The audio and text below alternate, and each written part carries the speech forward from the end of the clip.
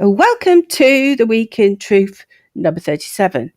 Dirty Simon Parkes and Dirty Miles Johnstone. Ugh.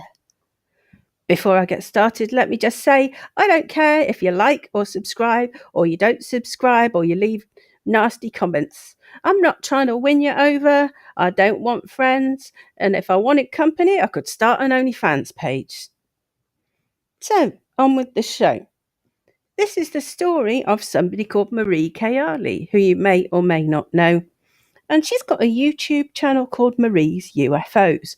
That's primarily what she is. She's somebody who has a lot of footage of UFOs on her channel. She also has a lot of content about Simon Parkes and about Miles Johnstone. I had a few chats with Marie Kayali over Facebook, and I think she seems a genuine person. But unfortunately, what happened to her when she tried to meet other people in the UFO community was that she ended up in touch with Miles Johnstone. And I think she did a few interviews with him for his Bases Project YouTube channel and so on. I don't think they're on there anymore because she fell out with him. And I can tell you exactly why she fell out with him and what seems to be a disturbing pattern of behaviour that I've actually heard mentioned in the undercover policing inquiry over the last week or so. It's a technique that undercover people use where what might happen is that somebody has been on tour, as these policemen called it, in a particular movement, campaign, or group of activists. And they get to know all these details about one particular activist, and they're all written down in the notes at headquarters, so that when the next person or a different undercover policeman comes into the group, they use that knowledge to mirror that particular person. So they know all the things that that person likes, whether they like country and western music, what books they've read, what football team they support, who they think is cool and who they think is not. They have all this knowledge hidden away.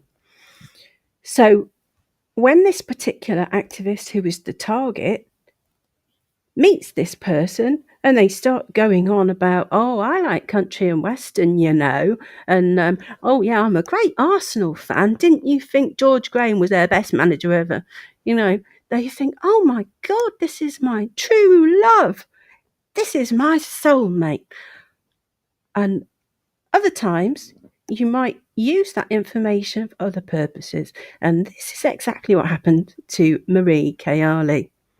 She had told Miles Johnstone loads and loads of stuff about herself, and it was used against her. And it was used by, get this, Simon Parkes. It was almost like he was psychic. He seemed to guess that there was something bad happening in Marie's life. And do you know what that was? It was that Marie's daughter was in hospital and her life was actually threatened at the time. I don't know the exact details of this because it would have been rude to ask, I felt, considering that it was Marie's daughter and the daughter actually died. But she had told Miles Johnstone about this situation, and then what happened? Ring, ring, ring, ring. Hello, it's Simon Parkes. I had this feeling that your daughter's life is in danger. Well, that's kind of how it was, right? And so Marie's not stupid. She worked out what had happened and that her information had been passed to Simon by Miles Johnstone. But my point here is this is a known method that was used by undercover police in Special Branch and the Special Demonstration Squad, as it was called.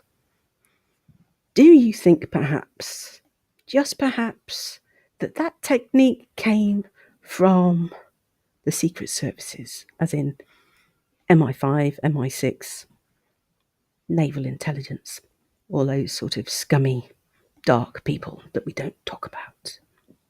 In fact, a lot of people seem very reluctant to talk about the infiltration of the truth movement by these people.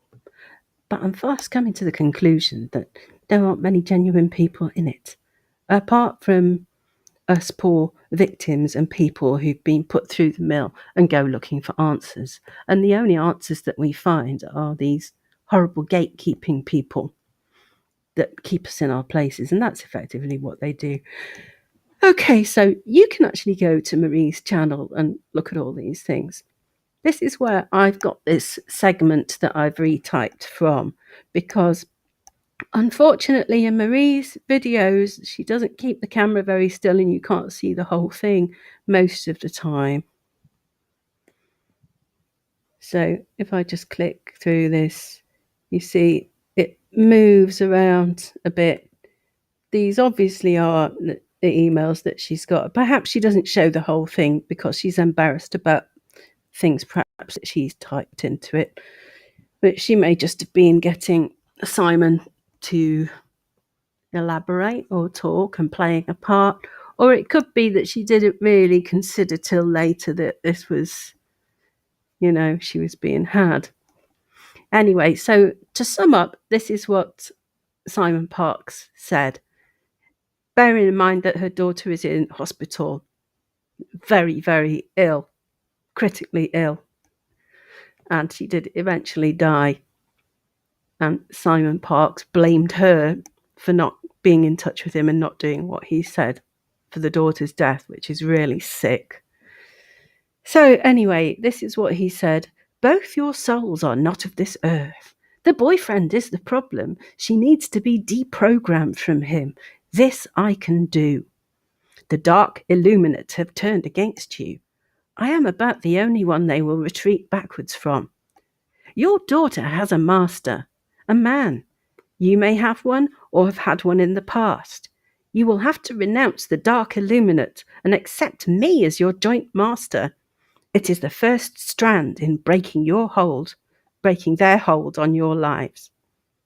Kathy Morgan is as you and your daughter are. She has accepted me as her master, as have others that needed to break free.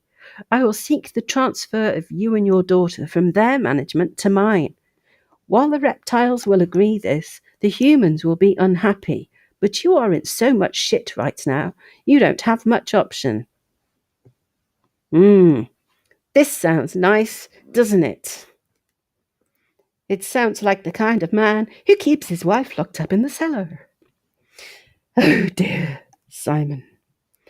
I do believe there was some talk of Simon saying that he'd been taken over by a dark Draco, and perhaps this was during that period of his life. But it all sounds a bit dark and bondagey and creepy, really, doesn't it? And I dare say that Simon would have charged a very large fee for this service. Whatever, the whole thing is very sick and very disturbing. And I have no doubt why Marie calls him the 10-head weasel. What went on after this, you can go and look at Marie's UFOs channel, and she has a playlist called Simon Parkes Exposed, and it's got lots and lots of stuff on there. I do believe there was some type of situation where he said that he was going to report her to the police and all this, that and the other, but it wasn't a genuine report. And she did actually ring the police to check, and they haven't had any such kind of report from him. Anyway, that's about it. So Simon Parkes is even worse than he looks. On the surface it just seems like he's a bit of a fantasist. The only thing that you can really do at the moment is laugh anyway, because every day at the moment he's posting stuff about Donald Trump and all these QAnon fantasies that he posts, all about how Donald Trump is going to get back into the White House. So let's hope that doesn't happen, and let's just laugh at him. Ha ha ha ha ha, Simon Parkes, you horrible pervert. Bye for now.